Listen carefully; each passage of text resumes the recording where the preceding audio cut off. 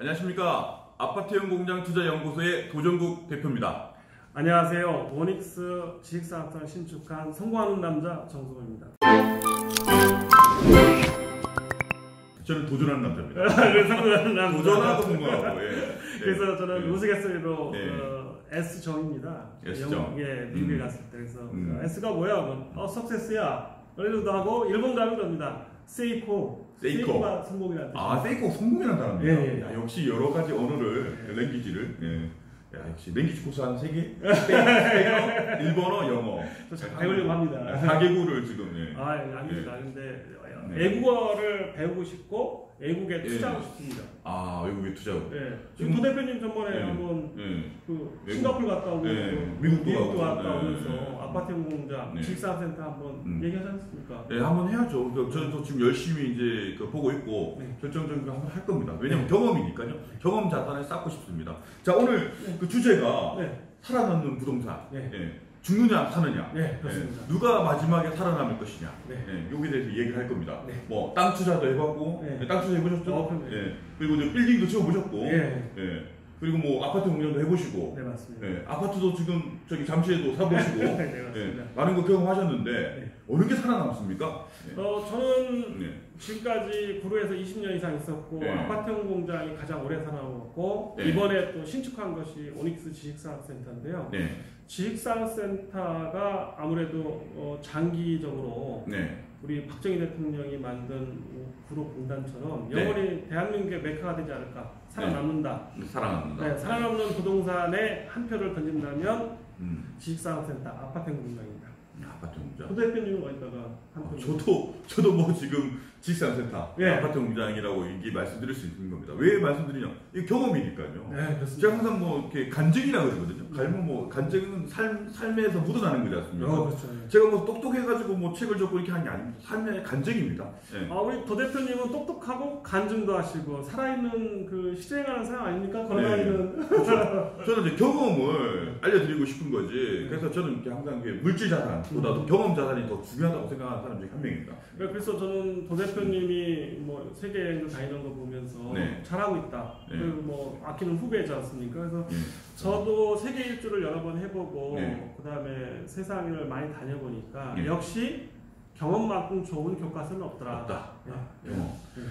경험을 그 부동산의 경험을 많이 쌓으셨잖아요. 사랑 예를 들면 그때 뭐 저기 땅을 크게 한번 하셨다고. 그래서 사라지는 부동산, 죽는 부동산 중에 땅을 저는 그렇게 성공하지 못한 경우도 있었습니다. 실패한 경우인데요.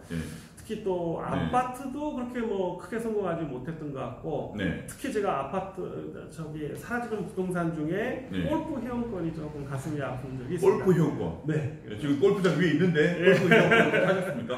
많이 좀 샀었습니다. 그래서 저는 제조업을 하고 무거우니까 또 매출도 많다 보니 위험을 분산하기 위해서 환경성이 있는 쪽으로 투자를 했었습니다. 그래서 그 중에 뭐 골프 회원권도 있었고 아파트도 있었고 땅도 있었고 기타 다른 부동산도 있었는데요. 사람들이 왜 투자하느냐, 왜 빚을 더 내느냐 하면 위험을 어떻게든 이겨낼 수 있는 힘을 갖기 위해서. 위험을 이겨낼 수 있는 힘. 그것은 저를 지켜주는 아무래도 부채 플러스 저거 아닙니까? 자산 아닙니까? 자산이다. 부채도 자산이다. 부채도 자산이다. 그래서 말고 사라지는 부동산 중에 제가 힘들었던 건 뭐냐면 우리가 발전 시대에는 또 사람이 많이 살 때는 주택에 정말 절대적인 투자 가치가 있었고요. 자기 집부터 마련해. 예전에 절대 가치였죠.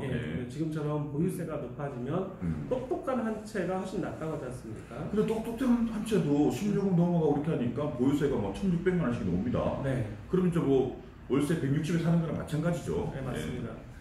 그리고 땅은 좀 잘 해야 되는데요. 제가 여기 지은 구로 오닉스 지식사업센터 땅처럼 서울에 있으면 이렇게 리스크가 좀 덜했는데 좀 지방 땅을 몇 개 사보니까 환급성이 없어요. 그리고 또 하나의 문제가 공장을 지으려다 보니까 산업단지 안에 있으면 많은 규제가 오히려 더 도움이 되는데 왜 외부인들이 잘 안 오니까 지방을 가니까 너무나 많은 규제가 그러니까 그분들은 지방에 있으신 분들은 익숙한데 서울에서 가서 공장을 지으려는 사람들은 정말 힘들더라 이거예요. 예, 그래서 저는 목적이 정확한 부동산도 때로는 뜻하는 암초가 있더라.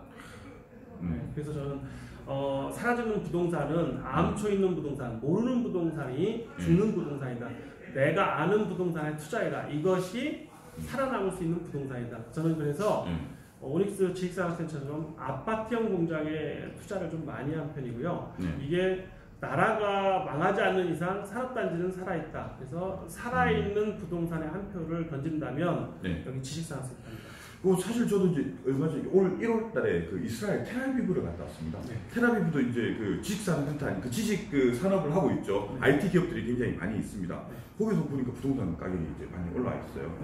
근데 그런 것처럼 이제 앞으로 이제 그 이스라엘이라든지 이런 그 기업들이 거기는 굉장히 군사 그 국가기도 하고 한데 이쪽으로 이제 그 기업을 발전시켜야 되지 않습니까? 그러다 보니까 결국은 이런 뭐 텔아비브라든지 뭐 수도 근처에 기업들이 많죠. 예, 그래서 저희들이 가장 꿈의 도시가 그 실리콘밸리 간다지 않습니까? 실리콘밸리. 실리콘밸리 지역 전체가 다 부동산이 오르는 것처럼 엄청 올랐죠. 중국의 중관촌 여기도 역시 중국의 실리콘밸리, 그다음에 심천도 역시 실리콘밸리라고 하는 것처럼.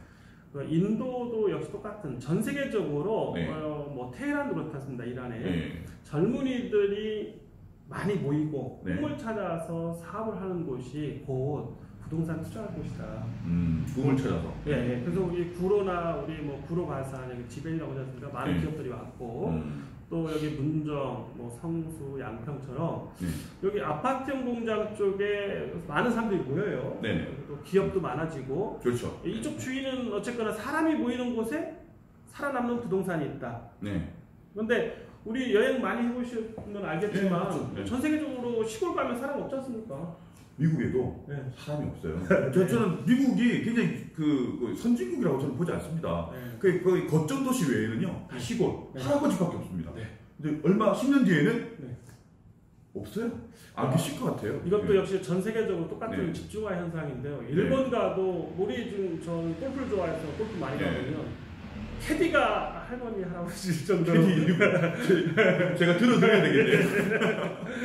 미국은 캐디가 별로 없어서 직접 자기가 몰고 다니고요. 또 뭐 우리 후진국은 캐디가 이쁜 사람들 많고 젊은 사람도 있는데 이것처럼 이게 흐름인 것 같아요. 그래서 부동산은 살아남는 곳에 투자하라. 살아남는 곳은 어디냐? 사람이 모이는 곳이다. 근데 제가 이제 뭐 이걸 얘기하기 전에 가장 중요한 건 환급성이라고 봅니다. 살아있는 거는 언제든지 살아있기 때문에 사고 팔고 중요한데 근데 실질적으로 땅을 샀어요. 근데 땅을 아무리 저렴하게 뭐 5천만 원짜리 사고 팔 수 있는 그런 땅이라 하더라도 안 팔려요. 맞아요. 임자가 안 나타나죠. 근데 지금 뭐 제가 지식산업센터 아까 전에 그 전에 방송했지만은 내놓자마자 바로 그냥 누가 산다 그러니까 두려운 거예요. 내가 이 가격에 다음에 팔고 이 가격에 또 다음에 살 수 있을까? 그게 가장 걱정인 거예요. 그리고 거기서 플러스 한다면 세금일 겁니다. 여기서 나라는 깡패다라는 말이 나라는 깡패다. 이것도 명언입니다. 그래서 거래가 되는 즉시 세금이 나오지 않습니까? 그렇죠. 보이지 않는 손, 보이지 않는 세금, 두려움의 대상 아니겠어요? 그렇죠. 부동산 투자하는 사람들. 아담 서비스가 여기서 나오는 거죠. 그래서 이런 걸 보면 도 대표님이 말씀하신 대로 부동산의 3대 원칙은 변할 수가 없어요. 부동산의 3대 원칙? 수익이 반드시 나야 돼요. 수익형. 그 다음에 바로 팔아야 되는 황금성. 황금성. 바로 팔아야지 않습니까? 그래서 그런 쪽으로 우리가 몰아간다면 우리는 어떻게 생각하느냐. 곧 수익이 날 수도 있고 빨리 팔아야 되는 거. 그런 것 쪽에는 확실히 이게 지금 우리 사람이 모여있는 쪽 비즈니스가 많은 쪽으로 우리의 눈을 계속 돌려야 된다. 또 관심을 가져야 된다. 그렇죠. 땅은 어떻게 보면 저기 자식들한테 물려줘야 되는 거죠. 그렇죠. 한국보다는 그냥 가급적이면 시간이 너무 많으니까 많이 걸리니까. 지금도 뭐 지금 요번에 그 사상 최고의 45조 정도가 이제 땅이 이제 그 자금이 풀린다고 했는데 그 땅들은 이제 72년도부터 있는 그 그린벨트 지역으로 묶여있던 땅들이 풀렸는데 그분들이 나이가 70세. 이제 곧 있으면 이제 천국을 향해서. 아무래도 이제 그 수명도 연장되고 이러다 보니 좀 돈이 많이 이렇게 남으면요. 이게 부동산이든 그러니까 이게 선순환 투자돼서 기업으로 가는 것보다는 네. 아무래도 안전자산으로 갈 거예요. 안정자산으로. 네. 네. 금리도 떨어졌기 때문에 더더욱 또 이거는 가속화될 겁니다. 그래서 아무래도 이 자산 정리할 때요. 지금이 타이밍일 수도 있어요. 좀 타이밍이다. 어려운 거는 빨리 파시고 네. 수익이 나는 곳은 더 투자를 해야 되죠. 근데 안 팔려요, 아파트가. 아파트가 지금 팔고 싶은데 안 팔려요. 왜냐하면 지금 대출을 규제를 시켜놓으니까 대출을 좀 해줘야지 서민들이 살 거 아닙니까? 그렇죠. 어떻게 이제 직장인들 해가지고 뭐 2천만 원, 3천만 원 저기 그 연봉 받는 분들이 어떻게 돈을 모아가지고 집을 살 수 있겠어요? 대출을 또 40% 해주는데 하지 말라는 얘기죠. 그래서 이게 어떻게 보면은 우리가 꼭 알아야 되는 건데요. 네. 홍보에 속지 말자. 아니면 나라 정책에 속지 말자는 말도 가끔 합니다. 네. 뭐 표를 위해서는 부자들을 세금을 걷어야 되고 그렇죠. 더 지금 뭐죠? 뭐 강남 아파트 잡기 위해서 네. 서민이 잡힌 꼴입니다 지금. 40% 대출이라는 거 네. 어떻게 보면 좋은 면이 있습니다. 왜? 버블이 안 날 수 있도록 최대한 줄여줄 것도 있지만 네. 오히려 거꾸로 정말 급할 때 아니 병원비 내고 싶고 네. 부모님 저기 공양해야 되고 네. 뭐 이것저것 사업도 늘리고 싶은데 돈이 꿀 데가 없어요. 네. 그러면 친구한테 꿔줍니까? 어렵죠. 절대 안 되죠. 네. 네. 안 그렇다고 자기 집이라 좀 더 잡혀서 좋은 일을 쓰려는 그 길조차 막다 보니 네.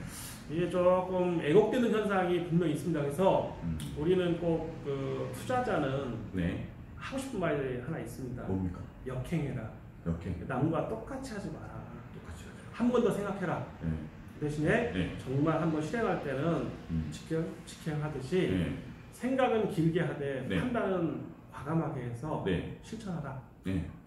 네. 네. 그래서 꼭 하고 싶은 많은 뉴스가 있습니다. 네. 요즘 것처럼 뭐 두렵다, 공포스럽다. 뉴스 자체가 다 어둡지 않습니까? 뉴스를 안 봐야 되는 건데. 예. 근데 역행해라. 오히려 더 희망이 있다. 그럴 때일수록 더 희망이 있다. 예. 지금 전 세계적으로 부를 이룬 사람들의 공통점이 뭡니까? 예.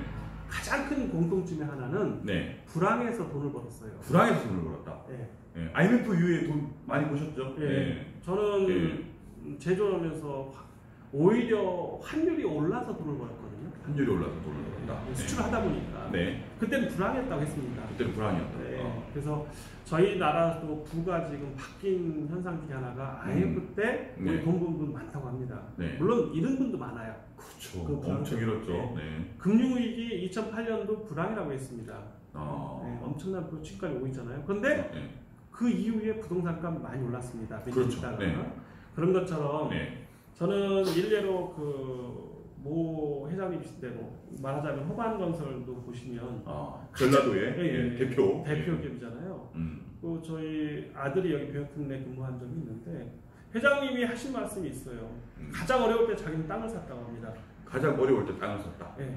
지금의 호반처럼 커질 때는 본인은 남들이 다 하지 말라고 했을 때 가장 저렴한 가격으로 땅을 샀고 그 땅이 나의 이 사업을 일구는 초석이었다고 말씀하셨어요. 청라에. 네. 청라에 5,000세대 어마어마한 돈을 천문학적인 돈을 저한테 사담해서 골프 치면서 하신 말씀이 있을 때 제가 무릎을 쳤습니다. 야 역시 무릎을 치면서 어떤 얘기했습니까? 야 치면서 무슨 말씀하셨어요?